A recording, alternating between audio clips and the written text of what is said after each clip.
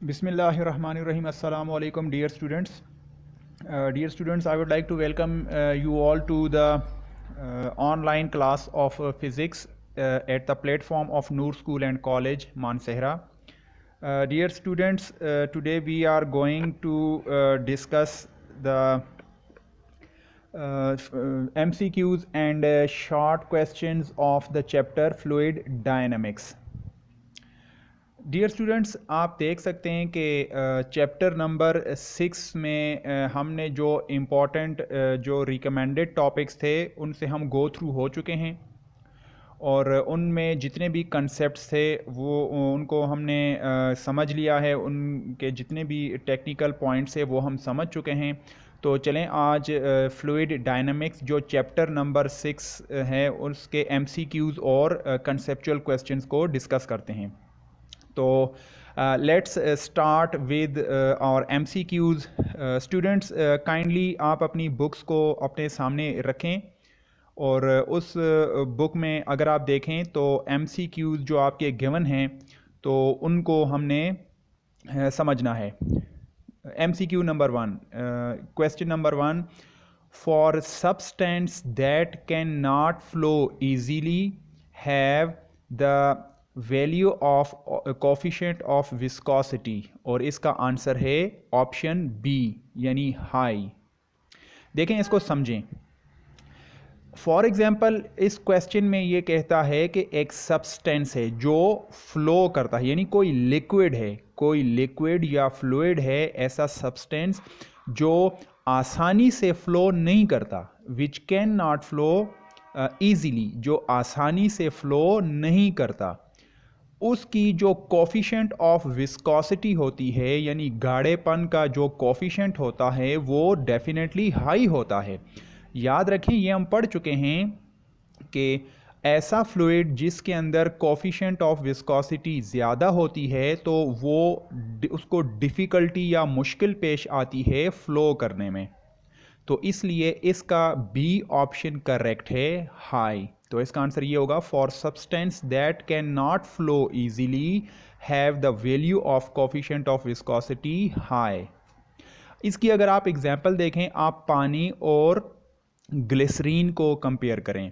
अगर ग्लिसरीन आपकी समझ में नहीं आती तो आप हनी या शहद को कंसिडर करें। देखें, पानी को अगर पानी का ग्लास है, अगर आप उसको गिराएं तो पानी ईजिली फ्लो करके चला जाता है, जबकि हनी को अगर आप पानी से गिलास से उंडेलने की कोशिश करें, गिराने की कोशिश करें तो हनी इतना जल्दी पानी की तरह फ्लो करके नहीं जाता। उसकी वजह यह है कि हनी की कोफिशिएंट ऑफ विस्कोसिटी जो है वो पानी के मुकाबले में हाई होती है, ज़्यादा होती है।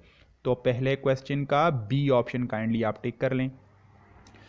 Question number 2, a unit of viscosity the centipoise is equal to, ये उसकी एक न्यूमेरिकल वैल्यू होती है। देखें, ये तो हम जानते हैं कि विस्कोसिटी यानी ईटा जो है उसका unit Newton second per metre square होता है, या इसको हमने लिखा था, अगर आप याद करें, न्यूटन पर मीटर स्क्वायर इनटू सेकंड, ये एक ही बात है।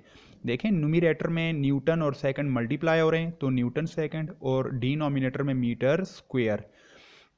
अच्छा, इसको ये जो न्यूटन पर मीटर स्क्वायर इनटू सेकंड है इसको पॉइज कहते हैं। ये यूनिट का नाम है पॉइज, ठीक है, POISE, पॉइज। अब इसको सेंटी पॉइज में मेजर किया जाता है। सेंटी इसलिए कि ये जो विस्कोसिटी है इसकी वैल्यू बहुत स्मॉल होती है, ये 10 टू द पावर -2 में होती है, और हम जानते हैं कि 10 टू द पावर -2 किसे कहते हैं, सेंटी। तो Newton second per metre square poise है और सेंटी जो है वो 10 पावर -2, और ये आपके पास ऑप्शन कौन सा बनता है, बी। तो the unit of viscosity the centipoise is equal to 10 to the power -2 newton second per metre square, ठीक है। तो सेंटी को याद रखें, सेंटी के बारे में हम जानते हैं कि ये 10 पावर -2 को सेंटी कहते हैं, जिस तरह 10 पावर -3 को मिली कहते हैं। तो इसी तरीके से ये सेंटी और ये पॉइज है। क्लियर? ओके, सो क्वेश्चन 2 का बी ऑप्शन करेक्ट है, इसको काइंडली टिक कर लें। Question number 3, Stokes' law is valid only if a body moves through liquid with low speed and has spherical shape. अगर आप याद करें हमने स्टोक्स लॉ की लिमिटेशंस में ये बात पढ़ी थी कि स्टोक्स लॉ सिर्फ और सिर्फ स्फेरिकल ऑब्जेक्ट्स वाली चीज़ों यानी स्फेरिकल शेप वाली जो ऑब्जेक्ट्स हैं या जिनकी स्फेरिकल शेप वाली जो ऑब्जेक्ट्स हैं उनकी शेप स्फेरिकल होती है तो उनके लिए वैलिड है। और इसमें दूसरी इंपॉर्टेंट बात ये भी डिस्कस की थी कि स्पीड जो है वो लो होनी चाहिए। हाई स्पीड के ऊपर स्टोक्स लॉ में प्रॉब्लम्स आ जाते हैं, ठीक है, और उसकी अलग वजह है। वजह उसकी ये है कि हाई स्पीड के ऊपर जो टर्बुलेंट फ्लो होती है वो स्ट्रीम लाइन में कन्वर्ट हो जाती है, लेकिन वो स्पेशल केसेस हैं। हम आम तौर पर स्टोक्स लॉ जो हैं वो लो स्पीड्स के ऊपर उसको अप्लाई करते हैं। तो स्टोक्स लॉ की लिमिटेशन में एक बात तो ये है कि जो ऑब्जेक्ट होगा वो स्फेरिकल होगा, ठीक है, और उसकी स्पीड जो है वो कम होगी, यानी एवरेज स्पीड होगी, बहुत ज़्यादा नहीं होगी। हाई स्पीड इसको हम कंसिडर नहीं करेंगे। तो इसका आंसर बनता है Stokes law is valid only if a body moves through a liquid with low speed and has spherical shape. और स्फेरिकल शेप आपकी बुक में ऑप्शन बी है, तो काइंडली क्वेश्चन 3 का ऑप्शन बी को आप टिक कर लें। Okay, question 4, net force acts on an object 10 Newton falling when it encounters 4 Newton air resistance is 6 Newton. ये 6 सी ऑप्शन है, लेकिन पहले क्वेश्चन को आप समझ जाएं कि ये क्या कह रहा है। देखें, ये कहता है कि एक ऑब्जेक्ट है जो फॉल कर रहा है, नीचे गिर रहा है। आप यूँ कंसिडर करें, ये कोई ऑब्जेक्ट है, नीचे की तरफ ये गिर रहा है, तो इसके ऊपर जो इसका वेट लग रहा है वो कितना है, 10 न्यूटन, यानी डाउनवर्ड डायरेक्शन में इसका वेट इसको नीचे की तरफ खींच रहा है 10 न्यूटन, यानी 10 न्यूटन की इसकी जो वेट है या फोर्स है वो इसको नीचे की तरफ खींच रही है। इसके ऊपर एयर या फ्लूइड जिसके अंदर से ये गिर रहा है, अपवर्ड डायरेक्शन में अप थ्रस्ट फोर्स 4 न्यूटन का लग रहा है। तो अब देखें, दो फोर्सेज हैं, एक डाउनवर्ड और एक अपवर्ड। तो इक्विलिब्रियम कंडीशन के मुताबिक जो नेट फोर्स इस ऑब्जेक्ट के ऊपर लगने वाली है वो downward force minus upward force, ये नेट फोर्स हो जाएगी। जब एक ऑब्जेक्ट के ऊपर दो फोर्सेस लगती हैं, एक डाउनवर्ड और एक अपवर्ड, तो नेट फोर्स दोनों का डिफरेंस होती है, because forces are opposite in direction. तो 10 minus 4 6, clear, this is the net force. ये पूछ रहा है कि नेट फोर्स जब किसी ऑब्जेक्ट के ऊपर दो फोर्सेस लग रही हैं, एक नीचे की तरफ 10 न्यूटन और ऊपर की तरफ 4, तो नेट फोर्स दोनों का डिफरेंस होगी 10 minus 4 is equal to 6। So question 4 का सी ऑप्शन करेक्ट है। Okay, question 5, a sky diver jumps from helicopter before reaching terminal velocity, his acceleration is constant. ये सी ऑप्शन करेक्ट है। पता है क्यों? देखें, जिस वक्त कोई स्काई डाइवर या पैराट्रूपर हवाई जहाज़ से या हेलीकॉप्टर से वो जंप करता है तो उसकी वर्टिकल वेलोसिटी डाउनवर्ड डायरेक्शन में ज़ीरो होती है, इनिशियल वेलोसिटी ज़ीरो। अब ग्रेविटी उसको नीचे खींच के लाएगी, तो ग्रेविटी जैसे जैसे उसके ऊपर लगेगी तो उसकी वेलोसिटी ज़ीरो से स्टार्ट होगी, ज़ीरो से 1 metre, 2 metre, 3 metre, 4 metre, 5 metre, 6 metre and so on. जब तक वो अपना पैराशूट नहीं खोलता उसकी वेलोसिटी इंक्रीज होती रहती है। क्लियर? ये हमने उसमें भी डिस्कस किया था टर्मिनल वेलोसिटी वाले केस में कि किसी हवाई जहाज़ से कोई पैराट्रूपर जंप करता है तो इनिशियली उसकी वेलोसिटी ज़ीरो होती है, इनिशियल वेलोसिटी, और वक्त गुजरने के साथ साथ उसकी डाउनवर्ड या वर्टिकल डाउनवर्ड वेलोसिटी इंक्रीज़ हो रही होती है। तो बिफोर रीचिंग टर्मिनल वेलोसिटी उस वक्त उसको मिलेगी जब वो अपना पैराशूट ओपन करेगा। पैराशूट से पहले ये कह रहा है कि एक sky diver jumps from helicopter before reaching terminal velocity, यानी अपने पैराशूट को खोलने से पहले उसके ऊपर जो एक्सेलरेशन प्रोड्यूस होगी, डेफिनेटली वो ग्रेविटी में गिर रहा है, तो ग्रेविटेशनल एक्सेलरेशन कितनी होती है? 9.8 मीटर पर सेकेंड स्क्वेयर। तो ये एक कांस्टेंट वैल्यू होती है, ठीक है। ओके, क्वेश्चन 5 का सी ऑप्शन करेक्ट है। Question number 6, at terminal velocity the acceleration is zero. ये ए ऑप्शन करेक्ट है। उसकी वजह क्या है? टर्मिनल वेलोसिटी वो मैक्सिमम कांस्टेंट वेलोसिटी होती है जो चेंज नहीं होती, और जब भी वेलोसिटी चेंज नहीं होती तो एक्सेलरेशन क्या होती है, ज़ीरो। इस चीज़ को ज़रा देखें, according to the formula of acceleration, acceleration is equal to delta V by T, change in velocity with respect to time. अगर डेल्टा वी ज़ीरो है यानी there is no change in the velocity, velocity constant है, और terminal velocity constant velocity को ही कहते हैं।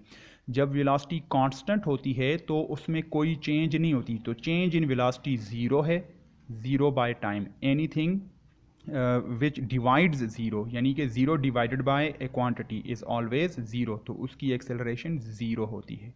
Clear? So option A is correct. Now question number 7 dear students, ये देखें, according to equation of continuity A V is equal to constant, यानी product of area and speed of the fluid. Area जो है ये cross sectional area है pipe का, और we जो है वो स्पीड है या वो वेलोसिटी है जिस वेलोसिटी से कोई फ्लूइड उस पाइप के अंदर से गुजरता है। इन दोनों का प्रोडक्ट कांस्टेंट होता है। This constant is equal to, इस कांस्टेंट को फ्लो रेट कहा जाता है, वॉल्यूम फ्लो रेट। क्लियर? ये आपको जो है वो, अगर आप इसके यूनिट्स को देख लें तो इसके यूनिट्स सेम बनते हैं, ये बात याद रखें। देखें, जो फ्लो रेट होता है उसके दो फार्मूले होते हैं, flow rate is equal to volume by time, और flow rate is equal to product of area and velocity. तो फ्लो रेट के दो फार्मूले हैं, वॉल्यूम बाय टाइम और एरिया इनटू वेलोसिटी। तो अब ये यही कह रहा है कि according to equation of continuity A V is equal to constant. अब ए वी क्या है, ये दो क्वांटिटीज़ का प्रोडक्ट है ए वी, और यही इस प्रोडक्ट को हम क्या कहते हैं, flow rate, volume flow rate. Clear? So question 7 का डी ऑप्शन करेक्ट है। Okay, now dear students, if you want to take a screenshot of MCQs, तो प्लीज़ अभी ले लें।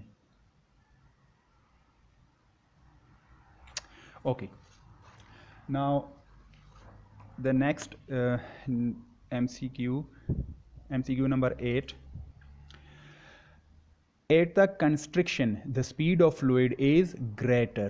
Constriction का मतलब क्या होता है? Constriction का मतलब होता है नैरो। जब कोई पाइप नैरो है, जब पाइप नैरो होता है तो उसका रेडियस कम होता है। देखें, फॉर एग्जांपल ये पाइप यहाँ से खुला है और आगे जाके पाइप तंग हो जाएगा, नैरो, ये जगह कंस्ट्रिक्शन कहलाती है। कंस्ट्रिक्शन, जब पाइप तंग हो जाता है। At the constriction the speed of fluid is greater, ये हम इक्वेशन ऑफ कॉन्टिन्यूटी में डिस्कस कर चुके हैं कि अगर कंस्ट्रिक्शन वाली जगह को देखें, यहाँ का एरिया कम है, और अगर किसी पाइप का एरिया कम हो जाए तो वहाँ से पानी की स्पीड क्या हो जाती है, इंक्रीज। तो ये स्पीड का पूछ रहा है कि अगर पाइप किसी जगह से कंस्ट्रिक्ट है या नैरो है या तंग है तो वहाँ पर पानी की फ्लूइड की स्पीड जो है वो ग्रेटर है। तो क्वेश्चन 8 का A part. Now question number 9, as water in a level pipe passes from narrow cross section the pressure against the wall is decreased. देखें, ऊपर स्पीड की बात हो रही थी, यहाँ पे प्रेशर की बात हो रही है, इसमें फ़र्क है। ये देखें, मैं आपको यहाँ पे समझाता हूँ। अब ये समझें कि आपके पास एक नैरो पाइप है, वो इस तरह है, यानी यहाँ से वाइड और आगे जाकर नैरो। अब पानी की स्पीड तो ज़्यादा हो जाएगी, लेकिन जितनी स्पीड से पानी इस पाइप के इस तंग जगह से गुजरेगा उतना ही पानी के मॉलिक्यूल्स को इसकी दीवारों पर बाहर की तरफ प्रेशर लगाने का मौका नहीं मिलेगा। तो याद रखें, जब भी कोई फ्लूइड स्पीड से मूव करता है तो उसका साइड पे लगने वाला प्रेशर जो है वो कम हो जाता है।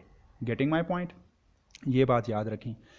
As water in level pipe passes from narrow cross section. अब नैरो की बात हो रही है, जब नैरो की बात होगी तो पानी की स्पीड तो ज़्यादा हो जाएगी, जब स्पीड ज़्यादा होगी तो उसका साइडों पर लगने वाला प्रेशर क्या हो जाएगा, कम हो जाएगा, क्योंकि पानी के मॉलिक्यूल्स अब एक तरफ भागने की कोशिश करेंगे तो वो अपना सारा जोर आगे की तरफ लगाएंगे। जिस तरफ से पानी निकलेगा तो सारे मॉलिक्यूल्स आगे की तरफ पुश करेंगे, तो साइडों पर जो है वो दीवार के ऊपर अब उनकी जो है वो कोलिजन कम हो जाएगी। इसी कोलिजन को तो हम प्रेशर कहते हैं ना, मॉलिक्यूल्स की जो कोलिजन होती है वॉल्स के साथ, तो वो प्रेशर कम हो जाएगा।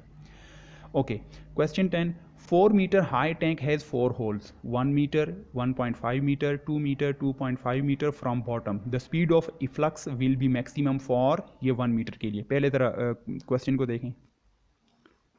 ये कोई पानी का टैंक है, इसमें यहाँ तक पानी भरा हुआ है, एक सुराख यहाँ पे है, एक सुराख यहाँ पे है, एक सुराख यहाँ पे और एक सुराख यहाँ पे। अब देखें, ये सुराख अगर यहाँ से 1 मीटर की हाइट पर है, ये 1.5, ये इसको मैं नाम देता हूँ, ये ए, बी, सी और डी। अब देखें, इसके अंदर जब पानी का लेवल जो है, अगर आप देखें पानी इस टैंक में भरा हुआ है, तो ये कॉमन एक्सपीरियंस की चीज़ है कि ये जो ए नंबर पे जो होल है, यहाँ से पानी बहुत स्पीड से यूँ दूर जाके गिरेगा, बी से यूँ आएगा, सी से कुछ यूँ गिरेगा और डी से सबसे इस तरीके से। क्लियर? ये घर में भी कॉमन एग्जांपल हम कर चुके हैं। आप एक बोतल लें, पेप्सी की बोतल, उसमें सबसे नीचे एक सुराख करें, उसमें पानी भरें तो सबसे नीचे वाले सुराख से एक धार निकलेगी आगे। अगर टॉप के ऊपर कोई सुराख करें तो वहाँ से पानी आहिस्ता आहिस्ता नीचे आएगा। तो ये ए ऑप्शन में कहता है कि जो सुराख 1 मीटर की हाइट पर है, यानी बॉटम से 1 मीटर की हाइट, तो उसमें से पानी की स्पीड सबसे ज़्यादा होगी। तो इसलिए ए ऑप्शन इसका करेक्ट है जहाँ पे 1 मीटर लिखा हुआ है। Clear? Question 11, venturi metre is use to measure mass of the fluid. Venturi metre वो मीटर होता है जिसकी मदद से हम लोग अपने गाड़ी में पेट्रोल डालते हैं, पीएसओ पे, स्टेट ऑयल पे, ये जो पेट्रोल पंप्स होते हैं, आपने देखा होगा वो एक इस तरह का डिवाइस होता है जिसको उंगली से पकड़ के यूँ प्रेस करते हैं तो वो उसके अंदर से पानी, सॉरी, पेट्रोल जा रहा होता है, तो उसको वेंचुरी मीटर कहते हैं। Venturi metre is use to measure mass of fluid, कि कितना पेट्रोल गाड़ी में हम डाल चुके हैं, 1 लीटर, 2 लीटर, 5 लीटर, 10 लीटर, वो मैस की टर्म्स में आता है। ठीक है, तो venturi meter mess of the fluid को मेजर करता है। Option A. Question 12, a pipe has cross sectional area of this one 0.0001 meter square, water speed is 10 meter per second, the volume flow rate is, इसका answer 0.001 आता है। वो इसकी वजह यह है कि फ्लो रेट जो है वो प्रोडक्ट होता है एरिया और वेलोसिटी का। अगर एरिया 0.0001 है और उसको मल्टीप्लाई करें 10 से, तो ये 0.1 डिग्री इधर शिफ्ट हो जाएगा, तो 0.001 रह जाएगा, 0.001। क्लियर? ये सिंपल मैथमेटिक्स की कैलकुलेशन है। Okay, question number 13, at high speeds the flow of viscous fluid becomes streamline. ये हमने वो शुरू में डिस्कस किया था। देखें, इसमें हमने शुरू में ये डिस्कस किया था कि जब भी कोई विस्कस मीडियम होता है, विस्कस फ्लूइड होता है, अगर उसकी स्पीड बहुत हाई रखी जाए तो उसमें टर्बुलेंस ख़त्म हो जाती है, वो स्ट्रीम लाइन में मूव करता है। टर्बुलेंस का हमने पढ़ा था कि मॉलिक्यूल्स इधर उधर रैंडम मूव करते हैं, लेकिन जब उनको बहुत हाई स्पीड से उस पानी को आगे फेंका जाता है तो जो मॉलिक्यूल राइट या लेफ्ट इधर उधर जाने की कोशिश करते हैं, तो एक्सटर्नल प्रेशर की वजह से, उसकी स्पीड की वजह से वो भी फिर एक लाइन में चलना शुरू हो जाते हैं, और जब सब के सब मॉलिक्यूल्स लाइन में चलना शुरू हो जाते हैं तो उसी को हम स्ट्रीम लाइन कहते हैं। तो क्वेश्चन 13 का बी ऑप्शन करेक्ट है। Okay, question 14, water in a tank is 10 meter above leak point, the speed of leaking water is 14 metre पर सेकंड। अच्छा, यहाँ पे मैंने आपको सॉरी एक चीज़ नहीं बताई, ये जो इफ्लक्स का मतलब है, ई डबल एफ, सॉरी ये स्पेलिंग का थोड़ा मिस्टेक है, लेकिन EFFLUX, इफ्लक्स जो है, इफ्लक्स उस पानी को कहते हैं जो पानी किसी सुराख से लीक होकर बाहर जा रहा होता है, उसको इफ्लक्स कहते हैं। Efflux is the flux of emerging water, the flow of emerging water from a hole. किसी होल से, लीक से, जब टैंकी लीक हो जाती है, उसमें क्रैक आ जाता है, कोई सुराख पड़ जाता है, तो पानी एक धार की सूरत में बाहर जाता है, तो उस धार को इंग्लिश में इफ्लक्स कहते हैं। तो यहाँ पे ये इफ्लक्स की वो बात कर रहा है कि water in a tank is 10 metre above leak point. एक टैंक है, फॉर एग्जांपल ये आपके पास कोई टैंक है, इतने लेवल पे पानी भरा हुआ है, अब कितनी हाइट है, 10 मीटर तक पानी की गहराई है, यहाँ पे बॉटम में एक सुराख है, लीक है, तो हम जानते हैं कि सबसे नीचे वाले पॉइंट पे पानी की धार इस तरह बाहर निकलेगी, तो उसकी स्पीड जो है वो क्या होगी, ये उस स्पीड के बारे में है कि water in a tank has 10 metre above leak point, the speed of leaking water is, ये इसको अगर आप कैलकुलेट करें तो 14 मीटर पर सेकंड आएगा, लेकिन किस फार्मूले से? वो फार्मूला ये है, ये formula V is equal to 2GH square root. ये law of conservation of energy वाला फॉर्मूला है। इसमें अगर आप देखें तो v इज़ द वेलोसिटी, ये वो वेलोसिटी है जिससे पानी यहाँ से निकल रहा है। 2 एक कांस्टेंट नंबर है, g जो है वो ग्रेविटेशनल एक्सेलरेशन, h जो है ये वो हाइट है कि पानी के सरफेस से लेकर वो सुराख जो है उसमें डेप्थ कितनी है, यानी सुराख से लेकर पानी जो है वो पानी सुराख से कितना ऊपर है, कितनी गहराई में एक सुराख किया हुआ है, तो इसको हाइट कहते हैं, या आप इसको डेप्थ कह लें। ठीक है, तो v is equal to 2gh under root. अब देखें ये फार्मूला कैसे आया है, यहीं पर साइड पे ज़रा देख लें। According to law of conservation of energy, जब पानी ऊपर पड़ा हुआ है तो वो पानी ऊपर से नीचे प्रेशर लगा रहा है, जोर लगा रहा है ग्रेविटी की वजह से। पानी का पोटेंशियल जो है वो पोटेंशियल एनर्जी mgh होती है टॉप पर, और बॉटम में वो पानी स्पीड से निकल रहा होता है, तो उसकी काइनेटिक एनर्जी हाफ mv²। देखें सिंपली m को आप कैंसिल कर लें तो G H is equal to V square by 2 denominator में है, 2 को क्रॉस मल्टीप्लाई करें, 2gh is equal to V square, taking square root on both side, so v is equal to 2gh square root. Clear, ये law of conservation of energy है कि potential energy और kinetic energy ये आपस में same रखने हैं। Top के ऊपर पानी के पास पोटेंशियल एनर्जी होती है, ये पोटेंशियल एनर्जी पानी को नीचे प्रेस कर रहा होता है, इस वजह से ये पानी यहाँ से आगे जा रहा होता है। तो पानी को यहाँ से जो काइनेटिक एनर्जी मिलती है वो उस ग्रेविटेशनल पोटेंशियल एनर्जी की वजह से मिलती है। तो ये फार्मूला अगर आप यूज़ करें तो इसमें वैल्यूज पुट करें तो 14 मीटर पर सेकंड आंसर आएगा। Question 15, when the radius of artery is reduced the blood pressure decreases. ये वो ऊपर वाला क्वेश्चन है। आर्टरी जो है ये इंसान की बॉडी में वो रग होती है जिसके अंदर खून या ब्लड फ्लो करता है। ठीक है, जब उसका रेडियस रिड्यूस हो जाए, यानी आप ये समझें ये आपके पास कोई रग है जिसके अंदर कोई फैट या कोई चर्बी वगैरह जमा हो गई है, जिस तरह हार्ट के प्रॉब्लम्स में होते हैं ये रगें बंद हो जाती हैं, इसके अंदर कचरा जमा हो जाता है, मतलब ये फैट वगैरह चर्बी वगैरह आ जाती है। तो जो ब्लड आ रहा है यहाँ से ये वाइड ओपन है और आगे से वो नैरो हो जाएगा, और नैरो के बारे में हम लोग पढ़ चुके हैं कि according to equation of continuity रग जहाँ से वाइड होगी, अब यहाँ पे रग जो है ये पाइप की तरह काम कर रही है, तो जो रग यहाँ से वाइड होगी तो ब्लड आहिस्ता आहिस्ता आएगा, जब वो इस नैरो जगह से तंग जगह से गुजरेगा उसके लिए गुजरने का रास्ता बहुत कम रह गया है, वो नैरो हो गया है, ठीक है, पतला, तो उसकी स्पीड ज़्यादा हो जाएगी, और जब भी स्पीड ज़्यादा होगी तो वो ब्लड जो है वो साइड के ऊपर फिर प्रेशर नहीं लगाता। जब प्रेशर नहीं लगता तो हम इसको लो ब्लड प्रेशर कहते हैं, लो ब्लड प्रेशर। क्लियर, तो ये वो ब्लड प्रेशर डिक्रीज हो जाता है। Okay dear students, kindly take a screenshot if you want. Okay now wait, okay now take it. Okay dear students, kindly आप इसको अपने इसके नोट्स बनाएं और इसको एज इट इज़ खूबसूरत करके अपनी कॉपी में लिखें, तो आपकी कॉपीज़ चेक की जाएंगी। Thank you very much.